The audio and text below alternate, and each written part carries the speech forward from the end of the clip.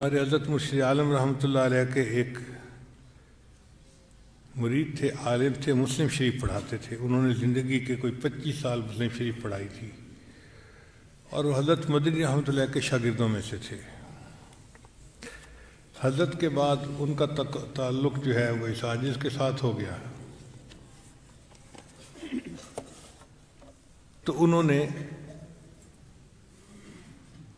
بیت کا تعلق اس عاجز کے ساتھ جوڑ لیا۔ میں ان کا بہت اکرام کیا کرتا تھا، چونکہ وہ بڑے اساتذہ میں سے تھے اور بڑوں کے ساتھ نسبت تھی ان کی۔ محبوب مشغلہ یہ ہوتا تھا کہ جب کبھی وہ آتے تھے نا، تو میں ان سے پوچھتا تھا جی کہ جب آپ دارالعلوم دیوبند میں پڑھتے تھے تو وہاں کے حالات مجھے سنائیں، واقعات سنائیں۔ تو گھنٹوں وہ واقعات سناتے تھے اور میں مزے مزے سے سنتا تھا۔ ایک دن وہ کہنے لگے کہ حضرت میں آپ کو ایک عجیب واقعہ سناؤں۔ ان کو ضرور سنائیں۔ کہنے لگے کہ دارالعلوم دیوبند میں سعودی عرب سے ایک جماعت آئی علماء کی، 3 یا 4 بندے تھے، اور انہوں نے آ کے محتمم صاحب کو کہا کہ ہم ایک علمی مسئلہ ڈسکس کرنے کے لیے آپ کے پاس آئے ہیں۔ محتمم صاحب نے پوچھا کون سا مسئلہ؟ وہ کہنے لگے اس لیے کہ ہم سے پہلے سعودی عرب کے اوپر ترکوں کا قبضہ تھا، اور ترکوں نے قبروں کے اوپر بڑے گنبد بنائے ہوئے تھے اور کمرے بنائے ہوئے تھے اور عمارتیں بنائی ہوئی تھیں۔ تو ہم نے حدیث مبارکہ پڑھی جس سے ثابت ہوتا ہے کہ بناء علی القبور کی اجازت نہیں ہے، یعنی قبر کے اوپر آپ عمارت نہیں بنا سکتے۔ اس لیے سنت عمل یہی ہے کہ قبر کھلے آسمان کے نیچے ہو، اس کے اوپر کوئی کمرہ، کوئی کبہ ایسا نہیں بنانی چاہیے۔ تو جنت بقیع میں جتنے کبے بنے ہوئے تھے ہم نے سب گرا دیے۔ اب مسئلہ آیا گنبد خضرا کا۔ تو کچھ علماء کہتے ہیں کہ حدیث مبارکہ کی روشنی میں ہمیں گنبد خضرا کو بھی گرا دینا چاہیے۔ تو ہم نے جو بادشاہ ہے اس کو اپنی ریکمنڈیشن دیں۔ بادشاہ نے کہا کہ نہیں، یہ امت مسلمہ کا مسئلہ ہے، پہلے تم مختلف ملکوں میں جا کے علماء کو اپنے کانفیڈنس میں لو، اگر سب متفق ہیں تب قدم اٹھائیں گے، ورنہ نہیں اٹھاتے۔ تو ہم علماء کی جماعت آپ سے بحث کرنے کے لیے آئے ہیں کہ کیا یہ حدیث مبارکہ صحیح ہے، اور اگر صحیح ہے تو اس پر عمل کرنا پڑے گا۔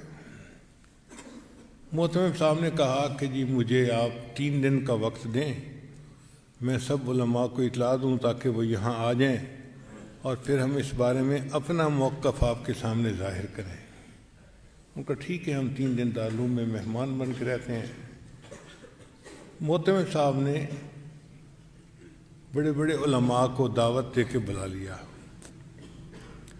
وہ فرماتے ہیں کہ دارالعلوم دیوبند میں وہ دیکھنے والا وقت تھا، بڑے بڑے سب علماء، جید علماء ایک جگہ پر جمع تھے، جبال العلم سب ایک جگہ اکٹھے تھے۔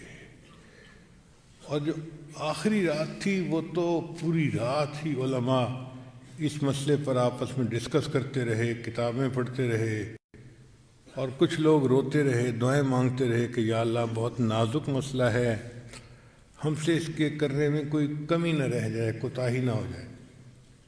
اگلا دن ہوا، عصر کی نماز کے بعد مجمع بیٹھا تھا، تو محتمم صاحب نے ان علماء کو کہا کہ جی آپ سب علماء کے سامنے اپنا موقف پیش کریں، پھر جواب ہم دیں گے۔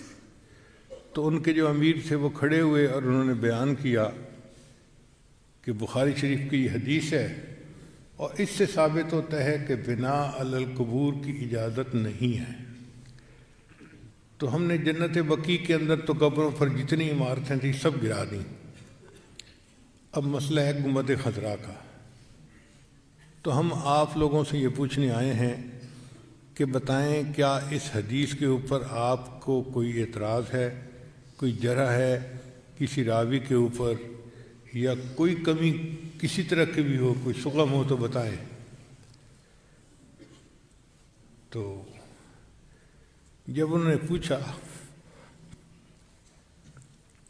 تو تھوڑی دیر کے لیے سارا مجمع خاموش،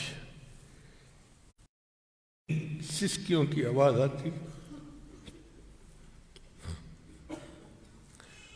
علماء کی آنکھوں سے آنسو جاری تھے اور وہ رو رہے تھے کہ اللہ ہم سے جواب دینے میں کوئی کوتاہی نہ ہو جائے، اور کوئی جرات نہیں کر رہا تھا اس کے جواب دینے کی۔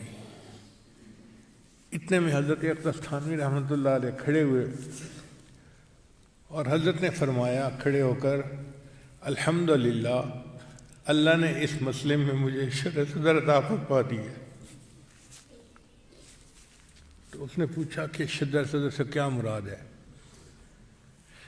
حضرت نے فرمایا کہ شرح صدر یہ کہ یہ حدیث بالکل صحیح ہے، اس کے کسی راوی کے اوپر کوئی اعتراض نہیں ہے، کوئی جرح نہیں ہے، اور ہر لحاظ سے یہ حدیث صحیح بھی ہے سند متصل کے ساتھ، اور صحیح مضبوط ہے مضمون اس کا۔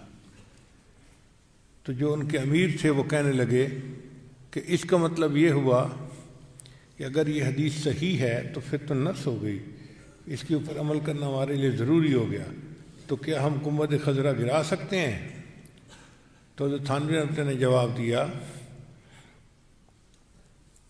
یہی تو شرح صدر ہے جو اللہ نے مجھے عطا فرما دیا، حدیث بھی صحیح ہے لیکن آپ گنبد خضرا کو گرا نہیں سکتے۔ اس نے کہا آپ کیسی باتیں کر رہے ہیں؟ جب حدیث صحیح ہے تو پھر اس گنبد خضرا کو گرانے میں رکاوٹ کیا ہے؟ حضرت نے فرمایا اس کی وجہ یہ کہ حدیث پاک کے مطابق بنا علی القبور کی اجازت نہیں ہے، کہ قبر کے اوپر کوئی عمارت، کوئی کمرہ، کوئی جبہ کبہ بنانے کی اجازت نہیں ہے۔ گنبد خضرا کا معاملہ الگ ہے، یہاں عمارت پہلے تھی، یہ حجرہ عائشہ تھا، اور نبی علیہ السلام کی قبر مبارک بعد میں اس کے اندر بنائی گئی، لہذا اب اس عمارت کو کوئی بندہ گرا نہیں سکتا۔ ایسا جواب تھا کہ وہ لوگ مطمئن ہو گئے۔ گنبد خضرا آج بھی ہے اور اکابر علماء دیوبند کی عشق نبی کی دلیل دے رہا ہے۔ اللہ علم کی گہرائی عطا فرما دیتے ہیں تو بندہ پھر